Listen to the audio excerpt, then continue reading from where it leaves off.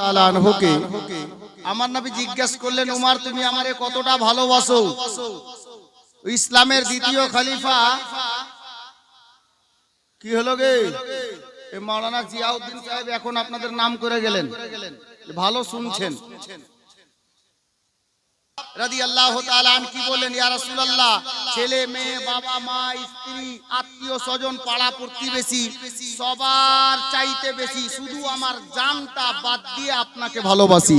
আমার নবীর জবান থেকে বের হচ্ছে, হযরতে উমর ইবনে খাত্তাবকে আমার নবী বলছেন, এই উমর শোনো, তুমি এখনো পূর্ণ ঈমানদার হতে পারোনি। জোরে বলুন সুবহানাল্লাহ।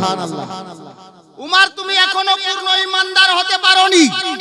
তো হযরতে উমর ইবনে খাত্তাব যেই নবীর গোলামকে দেখে ইবলিস রাস্তা ছেড়ে পালিয়ে যেত, ওই উমর ইবনে খাত্তাব থরথর করে কাঁপছেন, জমিনে বসে গেছেন। কিছুক্ষণ পর উমর দাঁড়িয়ে গেছেন। হযরতে উমর দাঁড়িয়ে বলেন, ইয়া রাসূলুল্লাহ, ইয়া হাবিবাল্লাহ, নবী গো, আমার মাতা পিতা আপনার কদম তলে কুরবান। আমি উমর বুঝতে পেরে গেছি ঈমান কারে বলে। তো উমর ইবনে খাত্তাবকে নবী বললেন, উমর বলো তুমি কি বুঝেছো?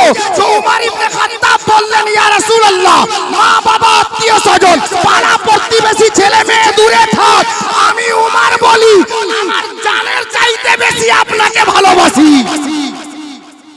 তো আমার নবী হযরতে উমরের ঈমানের সনদ দিচ্ছেন, সার্টিফিকেট দিচ্ছেন, এই উমর ইবনে খাত্তাব, আমি তো জাহানের বাদশা বলি, এবার তুমি পূর্ণ ঈমানদার হয়ে গেছো।